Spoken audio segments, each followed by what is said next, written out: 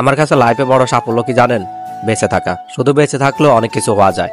মানুষের জীবনে হাসি কান্না অর্থাৎ সুখ দুঃখ আছে। আমাদের জীবনে দুঃখ আছে বিদায় সুখের এত কদর না হয় আমরা তো সুখের মর্মই বুঝতাম না। আর হ্যাঁ, সুখে থাকার জন্য এবং ভালো থাকার জন্য নিজের ছোট ছোট ইচ্ছাগুলোকে বেশি বেশি করে প্রাধান্য দিন। দেখবেন একদিন বড় বড় ইচ্ছাগুলো পূর্ণতা পেয়ে যাবে। যেমন আমি আমার ছোট ছোট ইচ্ছাগুলোকে বেশি প্রাধান্য দিই। ঘোরাফেরা করতে কার নাই বা ভালো লাগে? সবাই চাই ঘোরাফেরা করতে, সবাই লাইফটাকে এনজয় করতে। তার ব্যতিক্রম আমিও নয়। ছোটবেলা থেকে ঘোরাফেরা করার খুব ইচ্ছা, কিন্তু মধ্যবিত্ত পরিবারের সন্তান হওয়ার কারণে চাইলেও ঘুরতে যেতে পারতাম না। বন্ধু বান্ধব যখন ঘুরতে যেত আর আমি যেতে পারতাম না, বিধায় আমার ভীষণ মন খারাপ হতো। চাইলে পরিবার থেকে জোর করে টাকা নিয়ে ঘুরতে যেতে পারতাম, তবে এমন পরিবারের সন্তান আমি নয়। মা বাবার প্রতি শ্রদ্ধা আছে এবং থাকবে। তারা কখনো ছেলে সন্তানের খারাপ চায় না। হয়তো অ্যাবিলিটি না থাকার কারণে ছেলে সন্তানের সকল ইচ্ছা পূরণ করতে পারে না। তাই আমি বলবো, মা বাবার প্রতি কোনো অভিযোগ না রেখে নিজে ভালো কিছু করে বড় হন। নিজের ইনকামের কিছু টাকা জমিয়ে ঘুরতে যান, লাইফটাকে এনজয় করুন। দূরে কোথাও না হোক, আপনার আশেপাশে যে সুন্দর সুন্দর জায়গা আছে সেগুলো আগে ঘুরে বেড়ান। দেখবেন আপনিও সুখী মানুষের দলভুক্ত হয়ে গেছেন। মনে রাখবেন, নিজেকে ভালো রাখার দায়িত্ব নিজেকেই নিতে হয়। কারণ আজকাল মানুষ মানুষের ভালো চায় না, বরঞ্চ আপনার কিভাবে ক্ষতি করবে সেই সুযোগের আশায় বসে থাকে।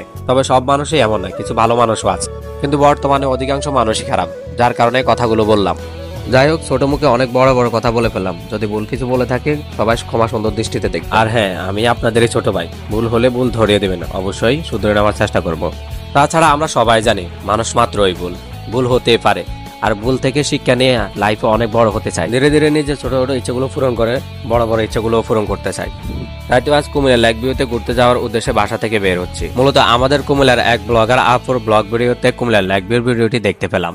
দেখলাম জায়গাটি বেশ সুন্দর, তাই তো ভাবলাম সময় হলে অবশ্যই লেক ভিউতে ঘুরে আসবো। বলতে পারেন এটাও আমার একটা ছোট্ট ইচ্ছা, যা আজকে পূরণ করতে বের হলাম। এভাবেই আমি আমার ছোট ছোট ইচ্ছাগুলোকে পূরণ করে মনের মধ্যে আনন্দ খুঁজে পাই। যাই হোক, লেক ভিউতে যাওয়ার জন্য 40 টাকা দিয়ে একটা অটো রিজার্ভ করে নিলাম। আর হ্যাঁ, অটোওয়ালা মামা খুব সুন্দর ড্রাইভিং করতে পারেন। তিনি খুব শর্টকাটে আমাকে লেক ভিউতে নিয়ে আসেন। এই হচ্ছে লেক ভিউর প্রথম গেট।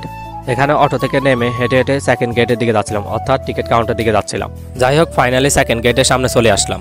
তো এখান থেকে এখন 2টা টিকিট কেটে নিব, কারণ যেহেতু আমার সাথে আমার ক্যামেরাম্যান আছে, তার জন্য টিকিট না নিলে তো নাই হয়। যাই হোক, জনপ্রতি 50 টাকা করে 100 টাকা দিয়ে 2টা টিকিট কেটে নিলাম। ভিতরে প্রবেশ করে দেখি খুবই নিরিবিলি একটা পরিবেশ, এমন কোনো মানুষ নেই। তাছাড়া সময়টা ছিল দুপুরবেলা। এ সময় মানুষ না থাকাটাই স্বাভাবিক। তার উপরে প্রচন্ড পরিমাণে গরম পড়তেছে। মানুষ না থাকার কারণে আমার জন্য বেশ ভালো হল, কারণ আমি সুন্দরভাবে ভিডিও করতে পারলাম। যাই হোক, এদিকে দেখলাম বাচ্চাদের জন্য সুন্দর 2টা রাইডের ব্যবস্থা আছে। এই জিনিসটা আমার কাছে বেশ ভালো লেগেছে, কারণ অনেক বাবা মা আছে তাদের ছোট সন্তানদেরকে নিয়ে ঘুরতে আসে, তো তারা চাইলে এই রাইডগুলোতে চড়তে পারবে। আমি বাচ্চাদের কথা বলছি। তবে একটা কথা বলে রাখি, এই রাইডগুলোর জন্য আলাদা টিকিট কাটতে হয়। তবে যাই হোক, আমি সবকিছু ঘুরে ঘুরে দেখছিলাম। এদিকে দেখি খুব সুন্দর বসার জন্য বড় বড় 3টি সিট দেওয়া আছে। সিটগুলোর পিছনে দেওয়া আছে বিভিন্ন রকমের কার্টুনের ছবি। আমি গিয়ে একটা সিটের মধ্যে বসে দেখতেছিলাম যে কেমন ফিল হয়। দেখলাম বেশ ভালোই লাগতেছে, আর মনে হচ্ছে ছবি তোলার জন্য বেশ সুন্দর একটা জায়গা। যাই হোক, এখানে আর বসে থেকে লাভ নাই, এখান থেকে উঠে আরো কি কি আছে সবগুলো ঘুরে ঘুরে দেখবো, আর আপনাদেরকেও ঘুরে ঘুরে দেখাবো। এদিকে দেখছি আরো অনেক বড় বড় চেয়ার বসানো আছে, তার পাশে রয়েছে আরো সুন্দর একটি রাইড। চাইলে ছোট বড় সবাই এই রাইডটাতে চড়তে পারে। আমার জানা মতে এটা একটা বেশ মজাদার রাইড। রাইডটার পাশে রয়েছে সুন্দর একটা কৃত্রিম ঝর্ণা, তার উপরে সুন্দরভাবে লেখা আছে লেক ভিউ। তো কাছে গিয়ে দেখতেছিলাম ঝর্ণার নিচে কি আছে। দেখলাম অল্প পরিমাণে কিছু পানি এবং মাছ আছে, তবে শেওলা জমে থাকার কারণে জায়গাটা বিশ্রী দেখাচ্ছে। এদিকে বেশ সুন্দর সারিবদ্ধভাবে অনেকগুলো দোলনা দেওয়া আছে, আর একটা দোলনাতে বসে আমি দোল খেতে শুরু করে দিলাম। দোল খেতে খেতে ছোটবেলার কথা মনে পড়ে গেল, কারণ ছোটবেলায় গাছের সাথে দড়ি বেঁধে দোলনা বানিয়ে অনেক দোল খেয়েছি। অতীতের সেই স্মৃতিচারণ করতে আবারও আজকে দোলনায় দোল খাচ্ছি। কি আর করবো, কিছুক্ষণের জন্য ছোটবেলায় ফিরে গেলাম। তাছাড়া বেশ ভালোই লাগতেছিল। ভিডিও শুরুতেই বলেছিলাম, নিজেকে ভালো রাখার দায়িত্ব নিজেকেই নিতে হয়। লাইফে অনেক সমস্যা থাকবে, আর সমস্যাবিহীন কোনো জীবন হয় না।